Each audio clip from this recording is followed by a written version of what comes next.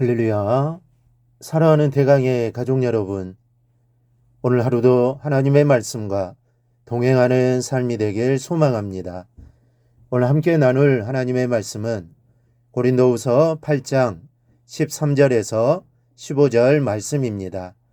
이는 다른 사람들은 평안하게 하고 너희는 공고하게 하려는 것이 아니요 균등하게 하려 함이니 이제 너희의 넉넉한 것으로 그들의 부족한 것을 보충하는 후에 그들의 넉넉한 것으로 너희의 부족한 것을 보충하여 균등하게 하려 함이라. 기록된 것 같이 많이 거둔 자도 남지 아니하였고 적게 거둔 자도 모자라지 아니하였느니라. 아멘. 이 나라는 찬양 가사를 보면 공평하신 하나님이 나 남이 가진 건 나 없지만 공평하신 하나님이 나 남이 없는 것 갖게 하셨네 라고 합니다. 하나님은 참으로 공평하신 분이십니다.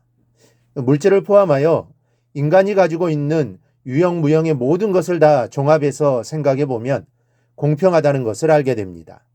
이 자신에게는 부족하게 주셨다고 생각하는 사람들은 자신에게 부족하다고 생각되어지는 것 이외에 자신에게 주어진 것을 볼 수 있는 눈이 없기 때문입니다. 이 자신에 있는 것을 잘 살펴보면 자기보다 많이 가졌다고 생각되는 사람에게는 없는 것이 내게는 있다는 것을 발견할 수 있습니다. 하나님은 공평하신 분입니다. 그래서 앞에서 살펴본 나라는 찬양도 나는 가진 재물도 없고 지식도 없고 건강도 없지만 남이 없는 게 자신에게 있다는 것입니다. 하나님이 우리를 그렇게 만드신 겁니다. 이 본문은 평균케 함에 대해서 말씀하고 있습니다. 이 고린도 교회 성도들에게 너희들이 자신이 가진 것을 나누어서 지금 어려움을 당하고 있는 예루살렘 교회의 성도들을 돌아보면 훗날 너희가 어려워지고 또 예루살렘 교회가 넉넉해졌을 때 예루살렘 교회의 성도들이 너희를 도와줄 것 아니겠느냐라는 겁니다. 그러니 너희에게 넉넉함이 있을 때 없는 자의 부족함을 채워서 있는 나나 없는 저희나 평균케 하라는 것입니다. 이 말씀처럼 우리의 일생은 나누는 일생이 되어야 합니다. 내가 가진 것을 남에게 나누어질 때 우리의 인생이 가치 있는 인생이 되는 겁니다. 그리고 놀라운 것은 그럴 때 하나님께서 은혜를 베푸셔서 내가 가지지 못했던 것으로 내게 채워주십니다. 나 혼자만 잘 살겠다고 하는 사람에게는 은혜를 주시지 않고 다른 사람 돕기를 힘쓰는 사람에게 은혜를 주시는 하나님이십니다. 여러분, 하나님은 우리 중에 부족한 사람이 있기를 원하지 않습니다. 우리 서로가 평균하게 되기를 바라십니다. 왜냐하면 첫째로 모두가 평안해지기를 바라시기 때문입니다. 내가 가진 것을 줌으로 누군가가 근심해서 놓이고 평안해진다면 참으로 보람 있는 일일 것입니다. 그런데 신기한 것은 주면 없어지는 것이 세상의 진리인데 반하여 주면 주는 만큼 오히려 풍성해지는 것이 믿음의 진리입니다. 그래서 성경이 이렇게 말씀합니다. 흩어 구제하여도 더욱 부하게 되는 일이 있나니 과도히 아껴도 가난하게 될 뿐이니라.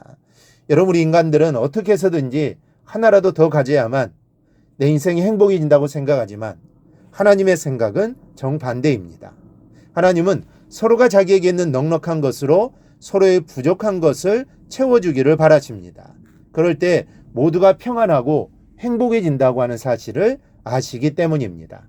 가진 것이 많다고 평안해진다는 것이 아님을 우리는 알아야 합니다. 오히려 있는 것 때문에 그것을 지키느라 불안해질 수 있습니다.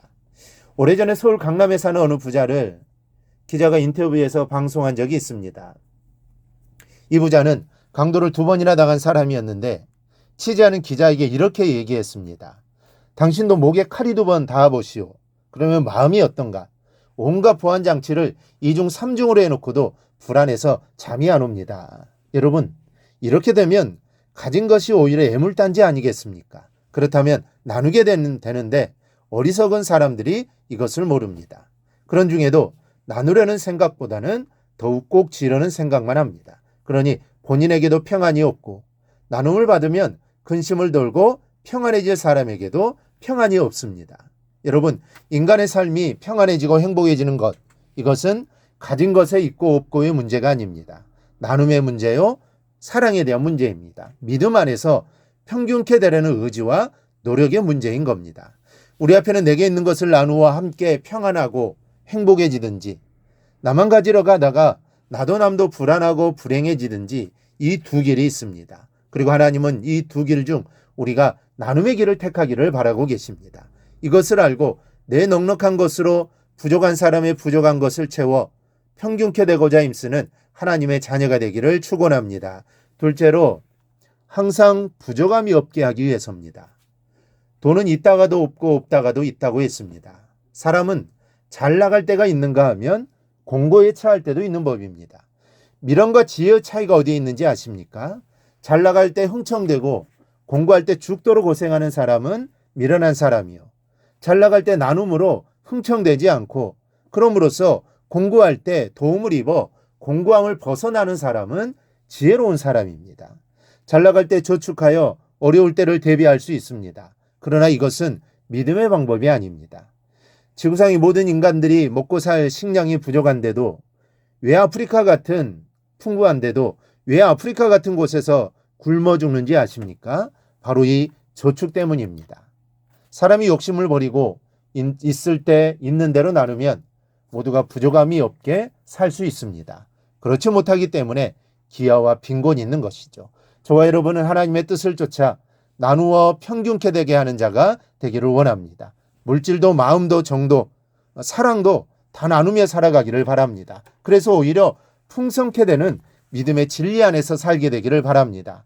하나님이 원하시는 삶이기에 하나님께서 반드시 책임져 주실 겁니다. 이러한 은혜가 우리 모두에게 있기를 주님의 이름으로 축원합니다. 오늘 묵상한 말씀을 굳게 잡고 삶으로 실천하며 살아내는 대강의 모든 성도들이 되기를 축복합니다.